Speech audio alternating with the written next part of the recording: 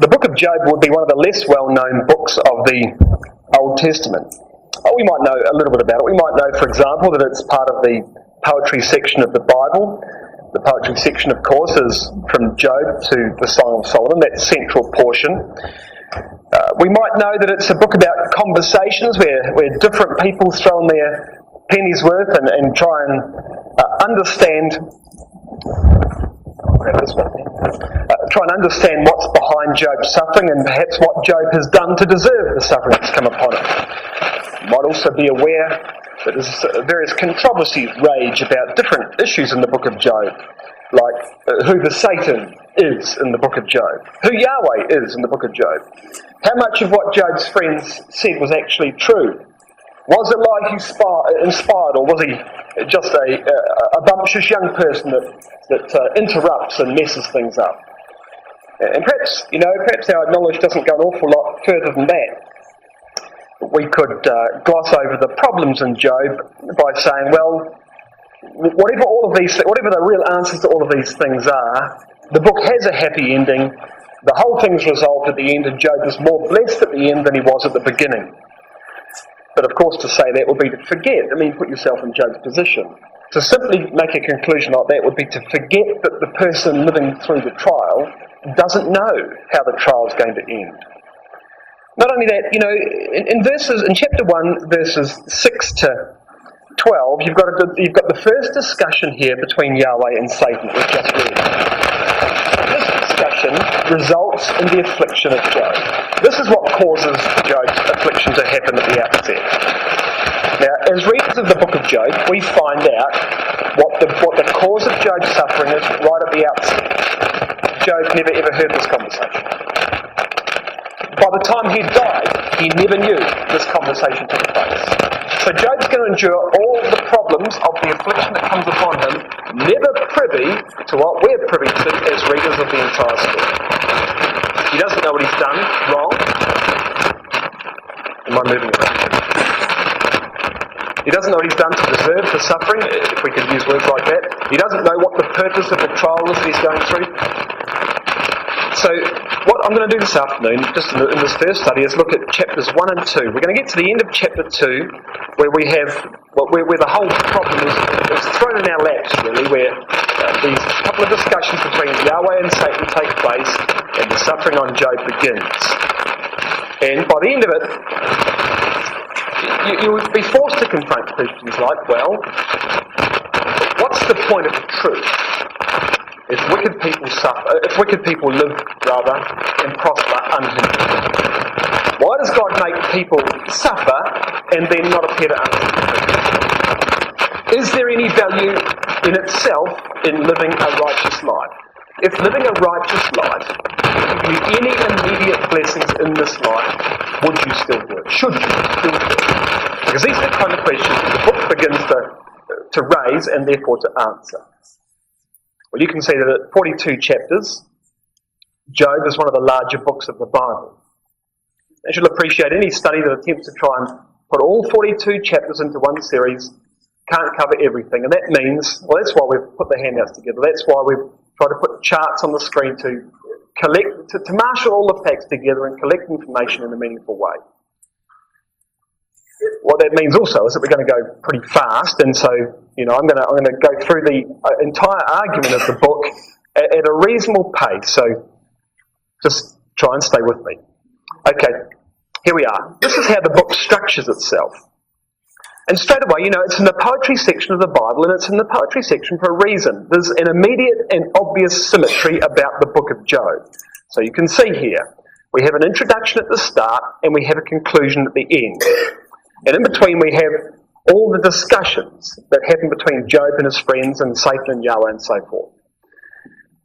As soon as you start to look at that big multi-chapter section discussion there, you find that there's a couple of discussions between Yahweh and Satan in chapter 1 and 2. And there's a couple of discussions between Yahweh and Job from chapter 38 onwards. And in between that, rounds and rounds of discussion between Job and his friends. And when you look at the discussions between Job and his friends, you find that Job and his three friends have 4 rounds of discussions. You'll remember perhaps that there are 3 rounds of speeches of the friends, followed by Job's monologues, Job's soliloquies. He finishes the discussion with the friends and has two major sections where he just speaks himself. That's 4 rounds of discussion. And then Elihu comes on the scene in chapter 32 of Job and speaks 4 times. You see, so when you look at it, you've got a structure. Okay.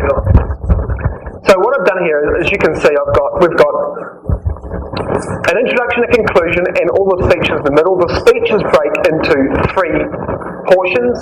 God speaks to Satan, Yahweh speaks to Job, and then Job and his friends have this dialogue in the middle.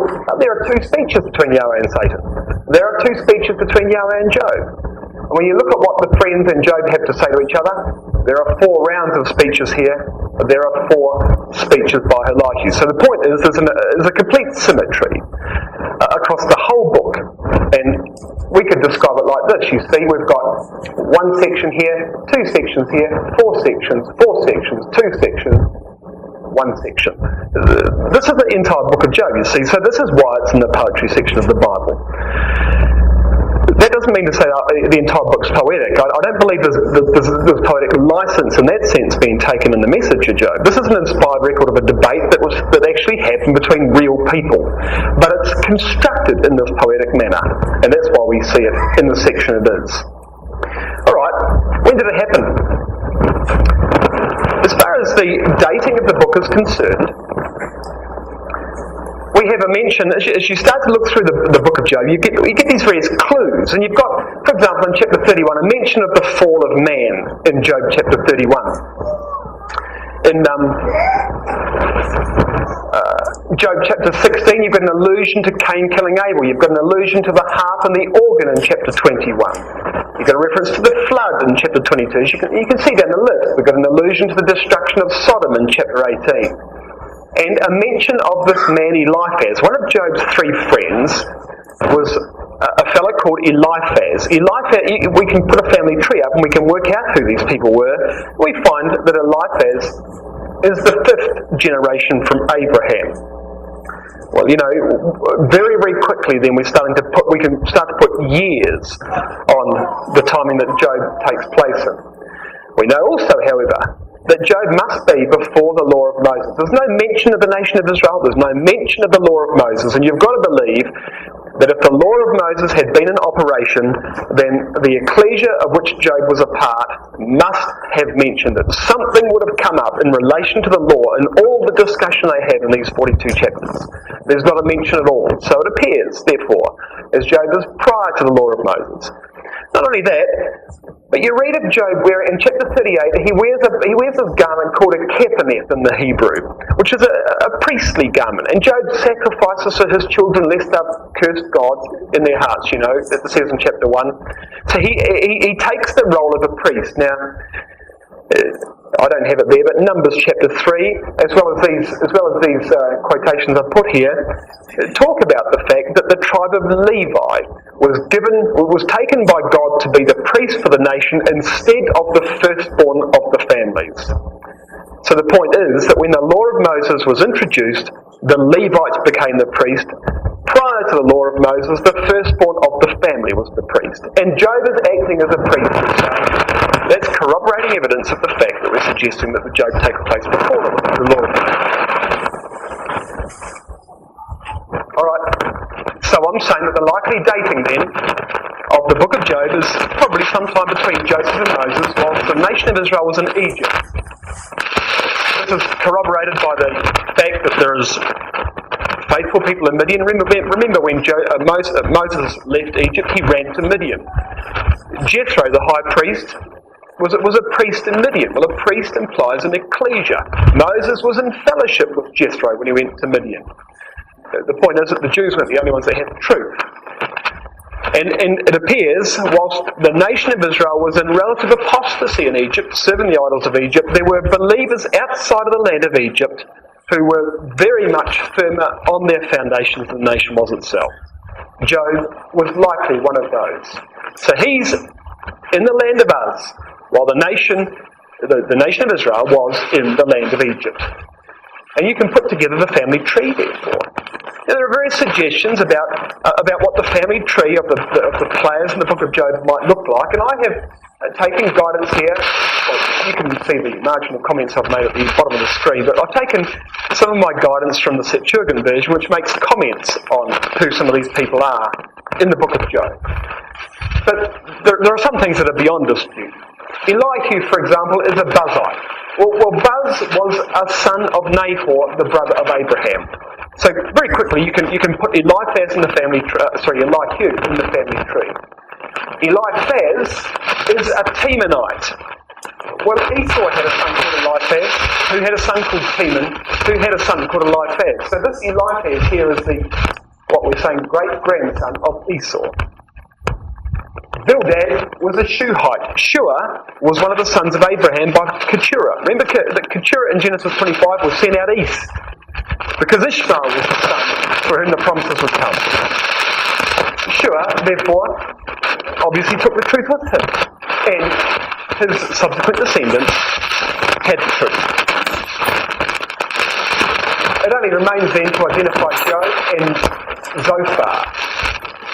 And we have in Genesis chapter 36 different sons, different descendants of Esau, one Zepho and one Jobab, which the Septuagint version draws a line between the dots of and makes them that suggest that they are the Zophar and the Job of the book of Job. Very possible that these things could be so. But the point is, these are the generations of Job, and the eldest son who we find killed in Job chapter 1, if we're right in our identification of Job using the systems of the Septuagint, the eldest son that you read of would be called Enan. He is the son that's described in Genesis 36. Well, alright. Sorry, I must be moving too much. So, Job is a descendant, therefore, of Esau, which is interesting, by the way, because Esau was the father of the Edomites, and everything else you read of Edom in Scripture is bad. I mean, the Edomites had an inveterate hatred of the children of Israel. But not here, it appears. In the case of Job, here was the exception Edomite. Much like you could say Ruth was the exceptional Moabite, or Rahab was the exceptional Canaanite. Here we have one here in Job. This identification of Job as being an Edomite is further substantiated by the location that all the events took place in. The land of Uz. You can place the land of Uz using Scripture. Lamentations 4 and verse 21 says, "Rejoice and be glad, O daughter of Edom, that dwellest in the land of Uz." So Uz, where you read of in Job 1 verse 1, Uz, where Job lived, was in the land of Edom. So further corroborates the fact, therefore, we're suggesting that Job, in fact, himself was an Edomite. We know that, as you've read in the first chapter, the Sabaeans from Sheba came and they attacked some of Job's livestock. The Chaldeans from Babylon came. So we have the Sabaeans and Chaldeans coming from north and south. We have Job's friends coming from all different directions. The land of Uz appears to have been pretty much in the centre, and all these various influences of chapter 1 came upon the land of Uz. Well, what about Job himself? What do we know about this man Job? Well, the word Job, the name Job, means hated or persecuted, says Strong's. We know he was a real person. Ezekiel chapter 14 and verse 14 describes him. In fact, aligns him with Daniel and Noah as one of the great men in their generation. So there's no question from the Old Testament and from James chapter 5, which cites Job as an example of patience in suffering.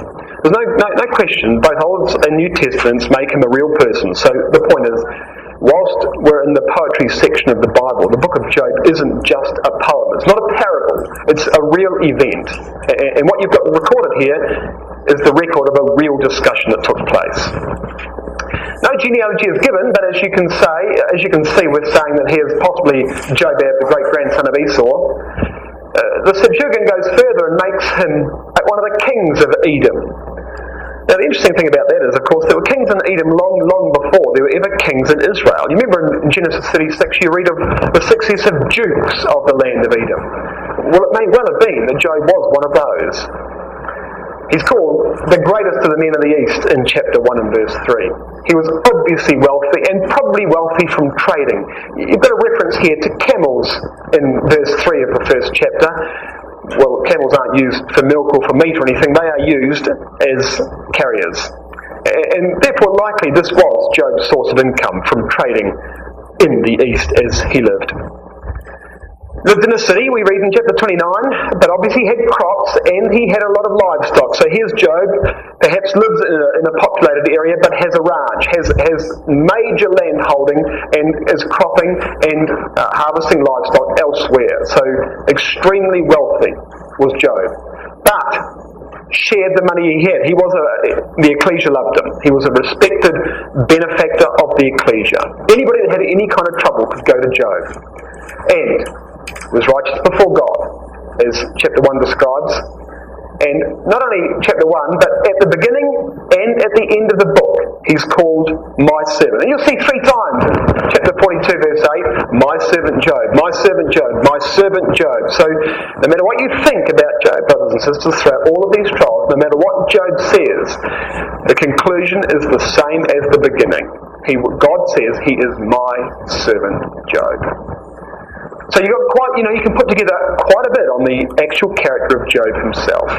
You look at chapter 1, let's start here. Chapter 1, verse 1. There was a man, it says, in the land of Uz whose name was Job, and that man was perfect and upright, one that feared God and eschewed evil. It says he was perfect here. Now the word perfect simply means complete in a moral sense. He wasn't sinless, but he was true, he was sound, he was blameless. That's what the word means. He was upright. The word upright means straight or unwavering. That means that Job was a man of consistency. He feared God, a man of unqualified reverence, and he eschewed evil. It means to flee from evil. Job hated iniquity. He ran from any form of evil. Verse 8, Yahweh says to Satan, hast thou considered my servant Job, that there is none like him in the earth, a perfect and an upright man, one that feareth God and escheweth evil. So the point is, if you like, verse 1 you've got the character description of Job from the mouth of the narrator. Verse 8 you've got it from the mouth of God himself. There's no question, you see, that we've got a repetition in verse 8 of what we see in verse 1. With one addition, in verse 8, Job is called my servant Job, you see, and this is where we're introduced to this remarkable character, my servant Job of the book of Job. Well, brothers and sisters, Job's no ordinary man. As I say, in Ezekiel 14 and verse 14, I made the point a moment ago to prove that Job was a real person because he's described as such in Ezekiel 14 and in James chapter 5. But in Ezekiel 14 and verse 14, when he's speaking of the iniquity of Jerusalem, Ezekiel says, very simply, that if Daniel, Job or Noah had been here, they could only have delivered themselves by their righteousness. Such was the wickedness of the city of Jerusalem that even Daniel, Job and Noah couldn't change them. But what's the point? The point is that these, Daniel, Job and Noah, were obviously men who led their generations. They were preeminent examples in the world at the time. These were men who ordinarily were able to deliver other people by their righteousness. Jerusalem was the exception when Ezekiel writes. But ordinarily, Daniel, Job and Noah could save other people. What that means is that I think there's no doubt that Job is the most faithful person standing on the earth at the time that Job is written, the book of Job is written. No question that the most faithful man in the world at the time. And as a consequence of Job's character, it seemed to follow very naturally that he was very richly blessed in everything he did. And so you read in verse 2, that there were born unto Job 7 sons and 3 daughters. His substance also was 7,000 sheep, 3,000 camels, 500 yoke of oxen, 500 she-asses, and a great household, so that this man was the greatest of all the men in the East.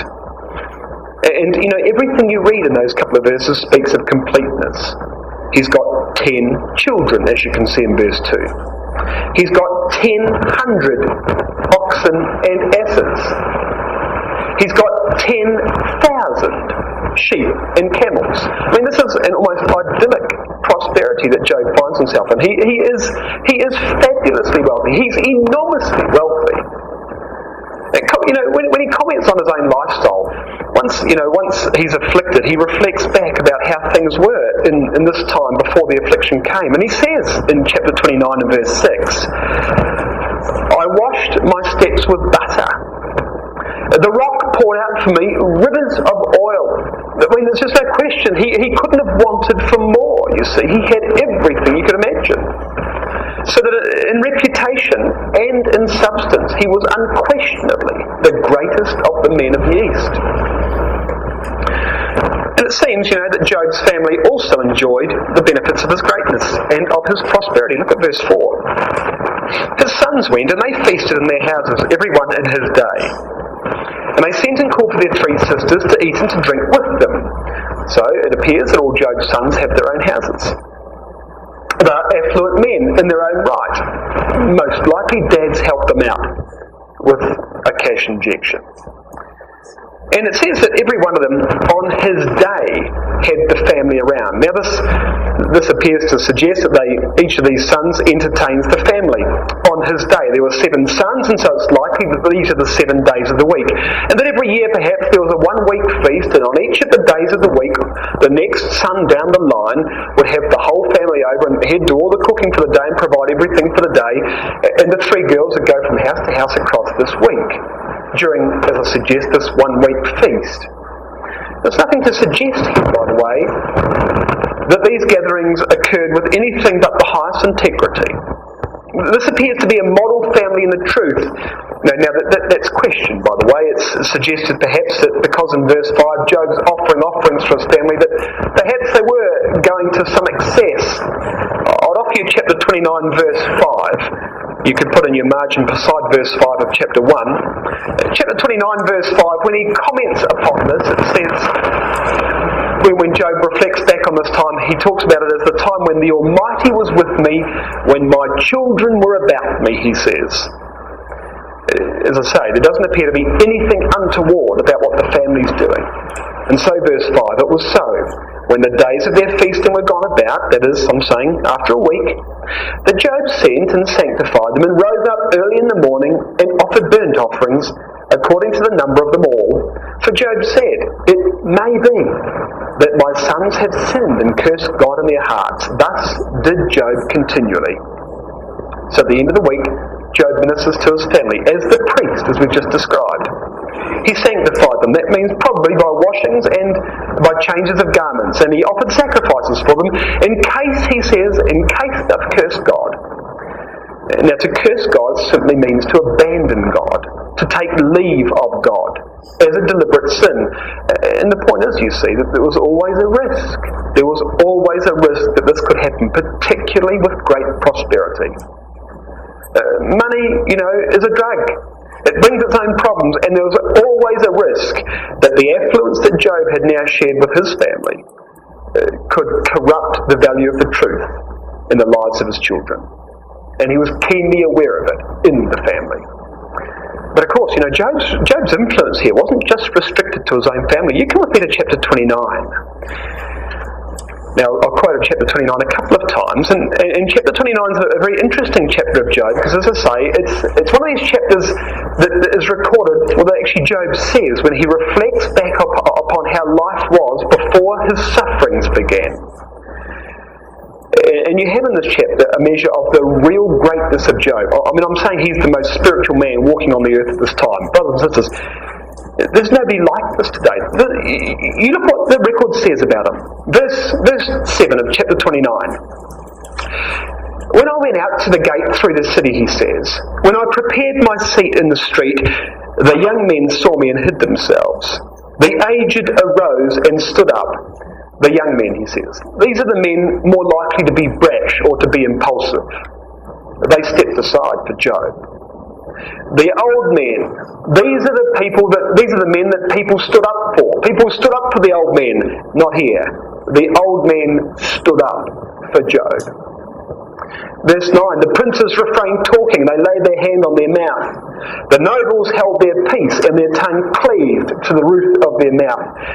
These are the people, the princes, the nobles, those people known for their patronising conversation, for their aloofness, for their superiority. When Job walked by, nobody spoke. Nobody said anything. Now, why was that? I mean, look at the influence, look at the impression Job has made on his countrymen. Why was that? Because he was rich? No, I don't think so. Not especially. Because verse 12 says he delivers the poor and the fatherless. Verse 13 says he cared for the widows and for those dying. Verse 15 says he looked after the blind and the lame. Verse 16, the poor and the stranger. Anybody in trouble could appeal to Job. Everybody in trouble could appeal to Job. They'd get compassion, they'd get a fair hearing, they'd get material assistance if they came to Job. You look at verse 24, chapter 29, verse 24. You see, you can build a picture of what this man was like. It's unprecedented what this man's like. Verse 24 of chapter 29. If I laughed on them, they believed it not. And the light of my countenance they cast not down. It's difficult from the AV. Here's the New International Version. When I smiled on them, they scarcely believed it. The light of my face was precious to them. As verse 25 goes on, I chose the way for them and sat as their chief. I dwelt as a king among his troops. I was like the one who comforts mourners. People came to Job to ask questions on direction in life. Here's a man that's advising families on the best course of child rearing, on careers for their children. He is involved in everybody's life. They loved him. Everybody loved Job. The ecclesia loved Job. Well, everyone loved him, it appears, except one person. And you find him back in chapter 1. Somebody's got a problem with Job. Somebody's got a big problem with Job. It tells us in chapter 1 and verse 6 that there was a day when the sons of God came to present themselves before Yahweh, and Satan came also among them. Now, of course, here's the next problem to solve. Who is this? What's happening here? You know, from a doctrinal point of view, this is a wrested verse because the churches take this and try and prove the identity of the devil from it. Well, that's not a big concern to us, but other things are. Who is the Satan of Job chapter 1 and verse 6? Well, there are a number of possibilities. For example, and you can read the literature on the truth about this, and you'll find these sorts of things suggested. It suggested, for example, that he could be an allegorical adversary. That Satan isn't a person or a creature of anything of the kind. It's simply a spirit of jealousy. This is just if you like, an ecclesial uprising against Job. Well, you know, it's difficult to really put much weight on that suggestion because the record clearly presents a real person who not only presents himself in verse 6 of this chapter, but he converses in verse 7. He appears to understand the conversation that comes back from God in verse 8, and he's given the power to afflict Job. So I don't think it's an allegorical identity, this Satan. It's a person of some kind or other. Well, all right. Is it a human adversary? Is it a human person?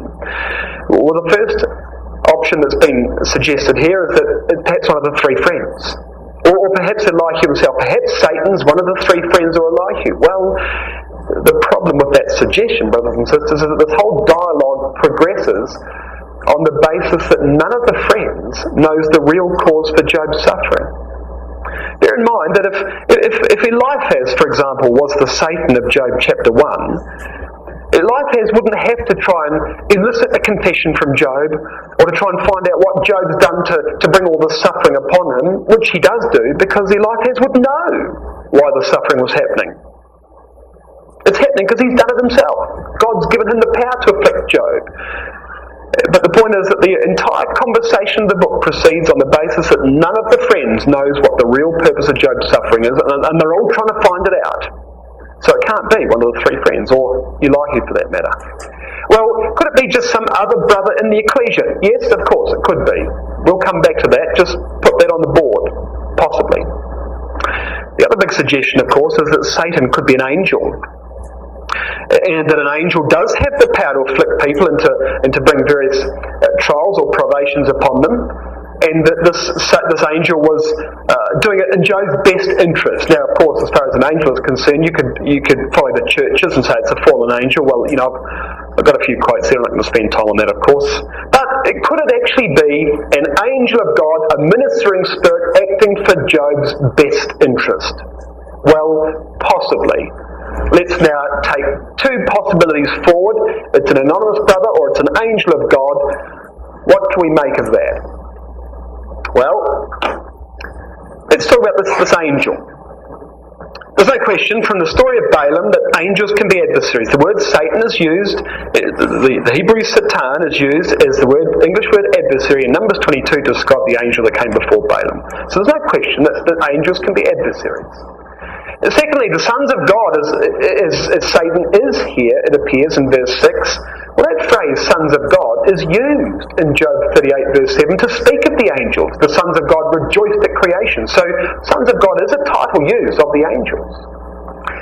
To present yourself before Yahweh could refer to a meeting in heaven. Remember, I'm quoting here 1 Kings 22. Remember the story of Micaiah's prophecy? Yahweh says, Yahweh's on his throne, all the spirits are around him, and he says, who shall make Ahab go and fall at Ramoth Gilead? One spirit spake after this manner, one spirit spake after this manner, I'll be a lying spirit and the tongue in the mouth of his prophets. Well, that could be a meeting like this is. Going to and from the earth is a phrase that the prophet Zechariah particularly uses of the work of the angels. And Satan says when he's asked, where have you been, Satan? Oh, going to and from the earth. That's exactly what Satan says in Job 1. So it suggests that that's very good evidence. Satan's suggested as acting in Job's best interest, for Job's benefit. Hebrews 1 verse 14. Are they all not ministering spirits sent to minister on behalf of the heirs of creation? So, heirs of salvation, rather. So, Hebrews 1 does say that the angels minister for our benefit. And what's more, Satan isn't there at the end of the book. Now, this is thought to be very strong evidence, a very strong argument from silence, that because God never ever addresses or redresses this situation with Satan at the end, that therefore there's no problem with Satan, and that what Satan does here is a good thing, in fact, as far as the development of Job's character is concerned. And therefore Satan must be a good guy, he must be an angel, for example. Well, all possible. I suppose the big reservation I have here is that, you watch as the story unfolds, it really doesn't appear to me as though Satan is acting in Job's best interest at all. It appears to me, moreover, that Satan disagrees with God's assessment of Job's character. And I'm going to suggest he's got various reasons for doing that. I think a more likely possibility is that Satan is another brother in the ecclesia. Men, of course, can be adversaries. There's no difficulty with men being adversaries either. The sons of God is a phrase used of men, the sons of God, as opposed to the daughters of men in Genesis chapter 6. So even before the book of Job was written, sons of God was a phrase used of people, not just angels. Appearing, it says here in verse 6, the sons of God came to present themselves before Yahweh. This doesn't need to be in heaven. This could be a meeting on earth. Simply to appear before Yahweh, as other scriptures, Jeremiah 19, 2 Chronicles 19, to appear before the priest is to appear before Yahweh. You look at those quotes, there's no difficulty there. You can appear before Yahweh if you appear before Yahweh's representative. That's how scripture uses the term. Satan, what's more, disagrees with God's assessment of Job's character in Job 1. That is very contrary to what the angels would do with God. You wouldn't find the angels disagreeing with God. Psalm 103, they do the work of God. They are the fingers of God's hand. They're employed by God to do His work, not to disagree with Him or to challenge Him on His assessment of people's characters. And what's more, the angels minister for the benefit of the saints. As you read this record, I believe Satan's whole attitude is critical, it's cynical, it's resentful, it's antagonistic. There doesn't appear to be anything Satan could say about Job which is helpful. And I'm going to show you that shortly, but that's certainly how the face reading of the record presents Satan. As an adversary to Job and as an adversary to God. Nothing at all to assist. And then why the question becomes, well then why, if that's true, if Satan causes this whole problem, why doesn't the book conclude with this final redress of God to Satan? And you know what I think, I'll tell you? Because I think there's no point. Satan probably leaves the truth at this point. Now, I'll come back to this issue about why Satan isn't spoken to by God at the end of the book. But you just watch as the story unfolds, and I think you'll see it from ecclesial life themselves. A remarkable thing. Alright. I suppose the big question is, however, you could make a reasonable case for Satan being an angel. You could make an equally reasonable case for Satan being a brother. How would you decide now? Where's the balance of the evidence? I mean, which way does the needle go as far as the weight of these arguments is concerned? And what you therefore need is a third piece of evidence. You need a precedent. You need some good reason to believe me that it's an anonymous brother, for example, rather than being an angel. And I'll offer you this. The events that happen in Job chapter 1 are remarkably parallel to the events that happen in another event, in Genesis chapter 4. You see, in Genesis chapter 4 and verse 3, it says, in the process of time, Cain and Abel came to offer sacrifices. In Job 1, it says, there was a day. So the point is that there was a routine time when things would occur, be it the sacrifice of Genesis 4 or the meeting in Job chapter 1. And the sons of God attend. Well, of course, Abel was a son of God. That's how the sons of God are described in Genesis 6. Cain was a son of man, if you like. And they come to present themselves before Yahweh. You know that in Genesis 4, Cain and Abel present themselves before the angel of God. There's no question there. And Abel was accepted. Abel has his sacrifice accepted, just as it appears Yahweh accepts Job here, because in verse 8 of Job 1, Yahweh commends the character of Job to Satan. But Cain wasn't accepted by God, and Satan, it appears, is not accepted by God here. And Cain is very jealous of Abel. I'm going to suggest Satan's very jealous of Job. Cain, in fact, kills Abel in Genesis chapter 4. Satan is given power to punish Job, but not to touch him physically. Well, that's how it begins. Certainly not allowed to kill him.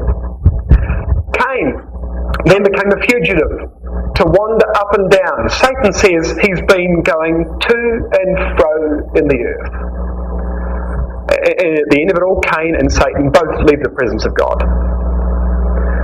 So my point is, we have a remarkably parallel discussion in Genesis 4 with what you have here in Job chapter 1. If you put all that together then, the characters of this story must be like this. That the sons of God are simply members of the ecclesia. That Satan is an anonymous, pseudo-Christadelphian brother who is jealous of Job. There's no question that Satan knows his way around this Bible. There's no question he is familiar with ecclesial surroundings because of the way he talks here. That would mean Yahweh, by the way, in Job 1 verse 6, is not Yahweh himself, and not a priest, but an angel. And I'd add to that the fact that, when Yahweh appears to Job or speaks to Job out of a whirlwind, it's clearly not a high priest that's speaking to Job out of a whirlwind in chapter 38. It's an angel of God. It's not Yahweh himself, it's an angel of God. And so I believe it's an angel of God here as well. And that here you have the sons of God standing before an angel of God discussing the character of one of them. Well, let's look at the story, verse 7. Yahweh says to Satan, "Whence comest thou?" And then Satan answered Yahweh and said, from going to and from the earth, from walking up and down in it. Alright, now what is this? Yahweh says to him, "Where have you come from?" he says. As if it wasn't common for Satan to be at meetings like this, or at a ceremony like this.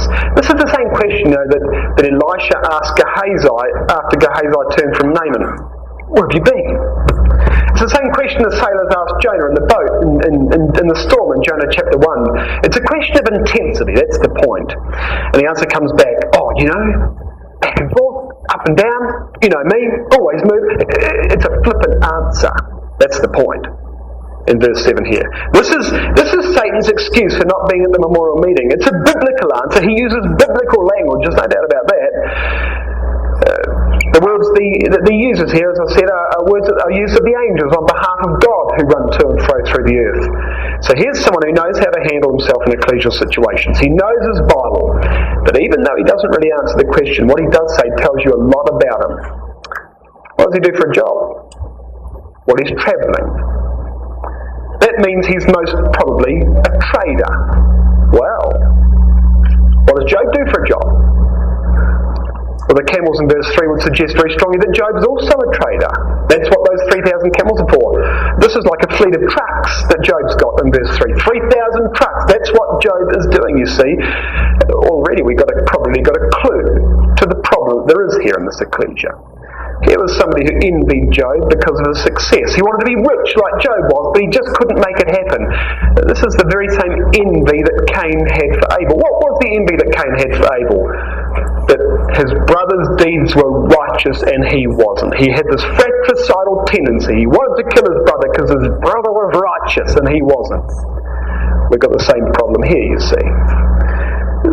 And as far as Satan's concerned, he's got a problem that God's blessed Job and God hasn't blessed him. And he's got a reason for that. Satan thinks that Job is just a businessman. He thinks Job's cunning. He thinks Job's smart. He thinks Job is only in the ecclesia because it works financially. And all Job does is he writes his business plan each year and he says, things I must do this year, give to this charity, give to that charity, look after this brother, look after this sister, keep praying because that's what affects the bottom line. It's all about the money. That's how Satan viewed Job's character. And that if God cut the money off, Job would leave the truth. He'd curse God and leave the truth. You see, that's how Satan views Job. And so Yahweh says to Satan, well, Satan, you're a man of the world, you've been up and down, you've seen lots of things, verse 8. Hast thou considered my servant Job? There's none like him in all the earth. I mean, you ought to know. You go to and from the earth, it says in verse 7. Have you ever seen anything like this in all the earth? A perfect and upright man, one that fears God and eschews evil or flees from evil. You're a man of experience, brother Satan. What do you think? Have you, in all the ecclesias you might have seen, have you ever met anyone to match my servant Job? Then Satan answers Yahweh and says, look at him, verse 9. Doth Job fear God for naught? Oh yeah. Oh. So what, you think he serves you for free? You think he doesn't? You think he's in the meeting for nothing? You see? You think Job's motives are entirely pure? He says, verse 10, hast thou not made an hedge about him and about his house and about all that he hath on every side? Thou hast blessed the work of his hands, and his substance is increased in the land. But now you put forth your hand and touch all that he hath, and he'll curse thee to thy face. You take away the money, you turn off the cash, he says, Job will leave the truth. Now, here's the question. Have you ever said that about a brother or a sister? Oh, it's all right for them. They can afford it. We can't. It's all right for them. They don't have kids like our kids. It's all right for them. They've never had the trials that we've had. Oh, what about their upbringing? Have you ever thought like that? Have you ever said that? What could your motive be? What could your motive be? Ask yourself if your real motive is envy when we start talking like that about each other. You know what? The real question to ask here is, if Satan had all the blessings that Job had, what kind of a brother would he be? Would he be the kind of brother that would care for the poor and the fatherless? Would he be the benefactor of the ecclesia? I don't think so. You see, there's a bigger problem here, isn't there? Look, verse 11. He says to God, to the angel, put forth thy hand and touch all that Job has, and he'll curse thee to thy face. What do you think it means, touch all that he hath? That's a deliberate understatement, isn't it? What does he really mean? Hit him hard. Punish him. Like really hammer him hard, and then we'll see what he's really made of. Now, do you think this is the kind of thing that an angel of God would say? I don't think so. Verse 12, Yahweh says to Satan, all right, behold, all that he hath is in thy power. Only upon himself put not forth thy hand. So Satan went forth from the presence of Yahweh. All right, he says, brother, you take whatever you want from Job. You can't touch him physically, but you can take whatever you want. And now from verse 13, you're going to see the trials really begin on Job. And you might ask, well, all right, okay, now stand back. How did this actually happen? How does God give a brother the power to do this to another brother? How could Satan decide what he wanted to do and Yahweh simply went and did it? Well, I'd offer you Psalm 36, verses 1 to 4. This is what it says in Psalm 36, verses 1 to 4. Speaking of the wicked, there is no fear of God before his eyes. He flattereth himself in his own eyes until his iniquity be found hateful. The words of his mouth are iniquity and deceit, and he deviseth mischief upon his bed. And I think that's probably what happened. Satan went home that night, lay in bed, dreamt about what he could do to Job whilst complying with the rules that God's put upon him, dreamt about what he wanted to do, made it a matter of prayer, and it happened. Well, verse 13, there was a day when Job's sons and daughters were eating and drinking wine in their eldest brother's house, and there came a messenger unto Job and said, the oxen were ploughing and the asses feeding beside them. The Sabaeans fell upon them and took them away. Yea, the slain the servants with the edge of the sword. I only am escaped alone to tell thee. So here we are back at the eldest brother's house. You see, the next round of feasting is beginning. And the Sabaeans have come down in verse 15. This is from Sheba in the south. Here was our map. Here's the Sabaeans coming up from the south. And they've come, it says, and they've killed, or they've taken away all these animals, oxen and ass, and they've killed all the servants. That's what's happened. And one messenger alone has survived and runs to Job. Now here's Job. He's sitting at his big oak desk. He's got his crimson velvet curtains along the back. He's got a tray over here with a cup of tea on it that one of the office girls has brought in, and he's going through the books of this enormous business that he's got, where he's going to trade next, what reports he's bringing back, where there's market growth, profit, etc., etc., etc. And in comes the servant, bangs on the door, highly agitated. That's all right, brother. Sit down here. Now tell me, Mr. Job, right? Let's start right from the start. Sit down. Here, have a cup of tea. Tell me the whole story. It'll be okay. Tell me from the start. And the servant starts telling Job the whole story. And it says, and while he was speaking in verse 16, there came another and said, the fire of God has fallen from heaven and has burned up the sheep and the servants and consumed them. And I only am escaped to tell thee. So as this first servant is explaining the calamity that's come upon this part of Job's business, the next servant comes in, bangs on the door, Mr. Job, and down he sits beside, it's all right, calm down, settle down, have a cup of, tell me what happened, right from the start, just tell me slowly what's happened. And as he was speaking, it says, there came another in verse 17 and said, the Chaldeans made out 3 bands, and they fell upon the camels. They've carried them away, yea, and slain the servants with the edge of the sword. I only am escaped to tell thee. So here's 3,000 trucks just gone up in flames. I mean, you think about the money that Job's just lost in this transaction. And the third servant comes in and he knocks on the door. So here's Job now lining up his servants. These are the managers of each of the different parts of Job's business, and they've come in and there's no money left and no lives left. You got to understand that there are probably brethren dying here. I mean, the servants are killed here. There are families without fathers as a result of these problems. And while he was speaking in verse 18, there came also another and said, thy sons and thy daughters were eating and drinking wine in their eldest brother's house. Behold, there came a great wind from the wilderness, smote the 4 corners of the house, it fell on the young men, and they're dead, and I only am escaped to tell thee. Now there are definitely brethren dead there. And it wasn't until this last messenger comes in, brothers and sisters, that Job responds. He could be at a loss of everything, He could lose every dollar he had. when he lost his children in verse 19, he stands up in verse 20. He rent his mantle, an expression of grief and heartbroken astonishment. He shaved his head, a symbol of mourning. He fell upon the ground, it says, and surrendered to God. There was no question in Job's mind at this point. This had obviously come from God. I mean, there's just too much coincidence. Even if the Sabaeans and the Chaldeans had dreamt up these invasions themselves and by a freak had come upon him in one day and he'd lost a half of his business to them, the lightning that goes along the ground in verse 16,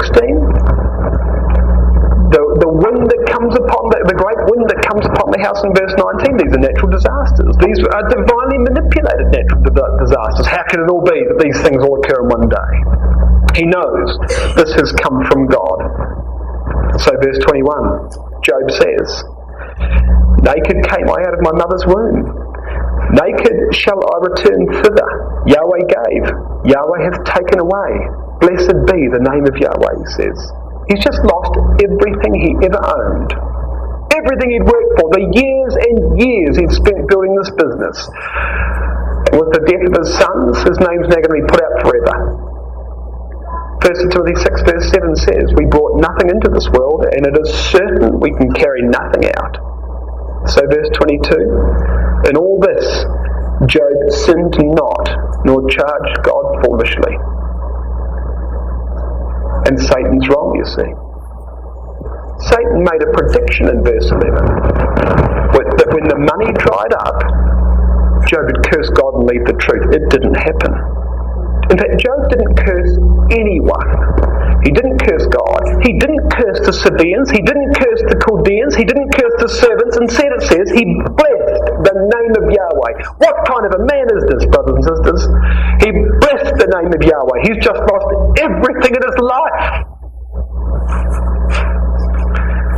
Well, the question is, what's Satan going to say to this? And that begins chapter 2. And with chapter 2, round 2, you see, this is how this first section breaks up.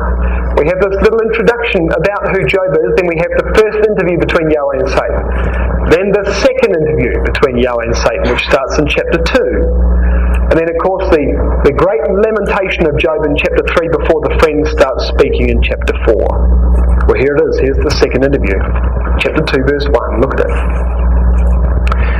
Again, there was a day when the sons of God came to present them before Yahweh. Now, perhaps the first question is, well, how long would you say the intervening period is between chapter 1 and chapter 2? This is, chapter 1 and verse 8, we have the sons of God, verse 6 rather, the sons of God presenting themselves before Yahweh. Chapter 2, verse 1, they come again. We don't know how long. Long enough, however, for Satan to punish Job, for Satan to go back to and fro in the earth, maybe 3 months, maybe 6 months, not an appreciable period of time, but some time. Well, this day the sons of God came to present themselves before Yahweh. Satan came also among them to present himself before Yahweh. Yahweh says to Satan, whence comest thou? Son, are you back? Satan answered Yahweh and said, you know me, to and fro, up and down. Yahweh says to Satan in verse 3, hast thou considered my servant Job? None like him in all the earth. Perfect, upright, one that fears God and eschews evil. And look at this. And still he holds fast his integrity, though thou movest me against him to destroy him without cause. Despite what you've done to him, he hasn't changed. Have you ever seen anything like that in all your travels, brother Satan, he says. Satan answered Yahweh, skin to skin.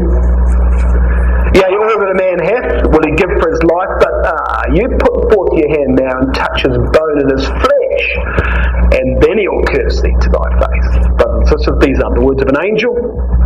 This is an envious, hateful brother. And after all that this brother has done to Job, he's still not satisfied. You know what Satan says? You know what Satan's the bottom line of this answer is? Hast thou considered my servant Job? What does Satan say? You haven't proven anything. You haven't proven anything. Job doesn't care for anyone. He's so hard he doesn't even care if his kids die. That's all we've learned from that. Skin for skin, he says in verse 4. This is a difficult phrase. It appears to mean life for life. You've got a clue in if you look at verse 4 carefully, you've got a clue in the last words. He says skin for skin. Skin for skin. That is, all a man has will he give for his life. Job's prepared to trade everything, including the lives of his children, including the skins of his children, so long as he keeps his own life. That's what Satan says. That's what Satan said. That's his interpretation of Job. Well, brothers and sisters, you tell me, what was Job supposed to do? If he blesses God, Satan says, that's how hard he is, he's a hypocrite. If he curses God, Satan says, see, I told you, he's a hypocrite. What do you do with that? What was Job supposed to do? What do you think? No, here's a better question. What do you think what do you think God should have done for Satan for that answer? What would you do to him? What would you do if one of your children said that to you about another one of your children who came across great hardship and didn't leave the truth, and one of your children said, you see, all that proves is that as long as they're alive, they don't care who else dies. Well, what would you do to one of your children if they said that against another one? Well, God could, if it was one of us brothers and sisters, we'd probably just kill him on the spot. I'm very glad God didn't kill him on the spot, because this is exactly the kind of thing we do ourselves. So Yahweh's patient with him just like he is with us. Because as horrible as this creature is, God wants to try and convert him. Can you believe it? Well, think about yourself. Verse 6. Yahweh says to Satan, alright then, behold, he's in thy hand, but save his life. And so went Satan forth from the presence of Yahweh and smote Job with sore boils from the sole of his foot to his crown. And Job took him a potsherd to scrape himself withal, and he sat down among the ashes. Well, if losing your possessions and your family are tough, losing your health as well will be devastating. And Job would have spent many, many tearful hours thinking about this in prayer after the calamities of chapter 1. He would have wondered what has happened to his relationship with God. You've got to believe, after the events of chapter 1, Job would go to God in prayer and beg for understanding of why this had to happen. And it appears that the answer to his prayer is these sore boils, this shocking ravage of his health that comes upon him in chapter 2. He would wonder what on earth he has done in the truth to bring all this upon. He's wondering, of course, what's happened in his relationship with God. The time has gone by, Satan's begun to and from the earth. Job's begun to rebuild his life. In fact, you might say Satan's probably doing quite well now, because Job's out of the business. The lion's share of the trading business in the East might now be falling into this brother's hands, because Job's not in the game anymore. He's lost everything. But now, almost as if Job's prayer was rejected in chapter 1, he's so blighted by disease that it appears he's going to die. His friends come, in verse 12 of chapter 2, his 3 friends come. They stand at a distance because they can't recognise him. He's so disfigured by this disease, they can't recognise him. And they sit down with him in verse 13 of chapter 2. It says, for 7 days and 7 nights. Now that was the customary period for mourning the dead. Well, let me tell you, I don't think they're mourning for the death of Job's children. They're mourning in prospect for the death of Job himself. There just doesn't seem to be an end to this. And honestly, you'd have to see it to believe it. You think, we don't know exactly what the disease was. The word boils is the word shakeen. It's the same word as is used for the botch of Egypt or for leprosy. Hezekiah's boil is the same word. Well, it's obviously a very general word. Here are the symptoms. It's a skin disease that covers his whole body. His skin has gone black and it's breaking apart. He's covered in ulcers and he has an intolerable itching. He's got deep internal pain. The soils that are on his body are breeding worms. The word is maggots. So he's infested. He's fly-blown, isn't he? The disfigurement that he's got has now made him unrecognisable. His breath is pungent. It drives people away. He can't sleep, and when he does sleep, he has nightmares.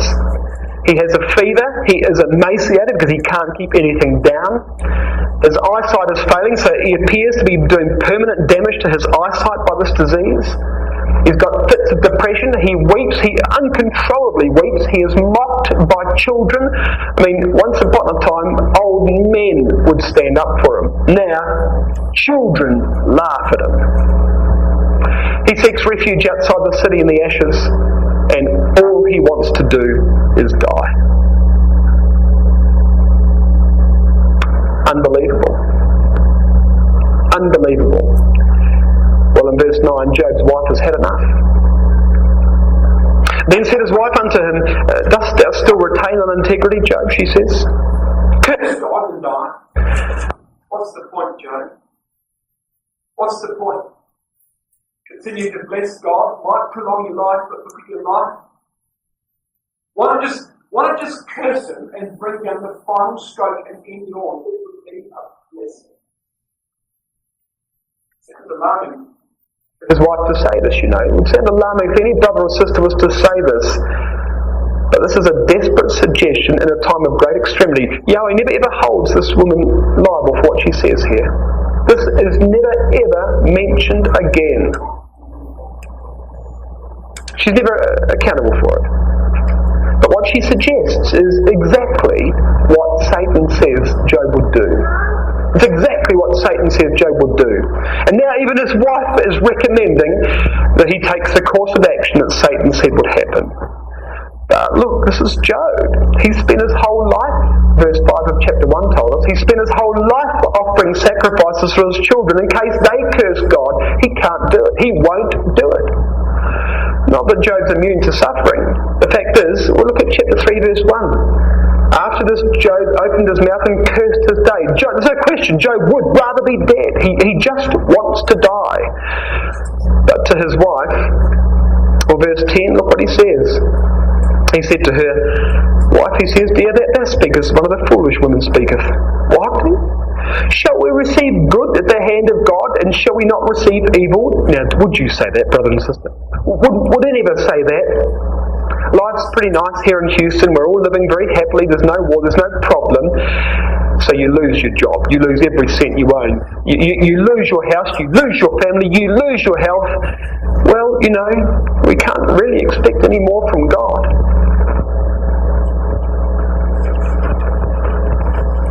And all this did not Job sin with his lips.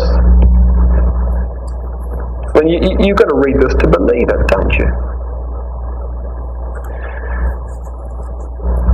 But he doesn't call his wife a fool.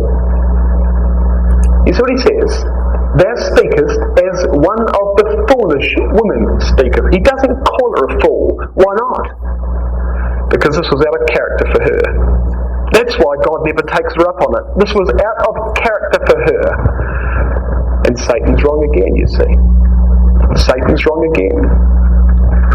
But there's the type, brothers and sisters, you think of it. Shall we receive good at the hand of God and not evil? That's what Job says. Shall we receive good at the hand of God and not evil? What's that? It's not my will, but thine be done.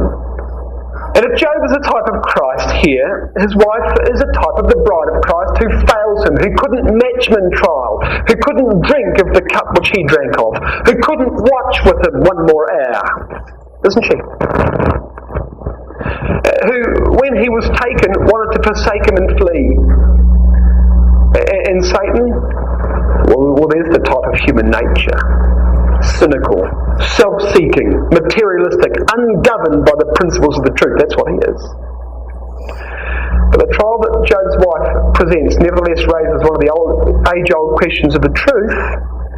What's the value in righteousness? I mean, this commodity of righteousness, this characteristic that we strive for, what's the real value of it? Is there any value in righteousness itself apart from the benefits that it might give us now? If living the truth meant a life like this, would you still want to remain righteous? Job says yes, and Satan says no. You see? It's as simple as that. Job says yes, and Satan says no. Satan says that Job's righteousness is really just a refined form of selfishness. That it's a business proposition. That's why Job's allegedly righteous, and Job's just a hypocrite. Job says, righteousness is a manifestation of the divine character.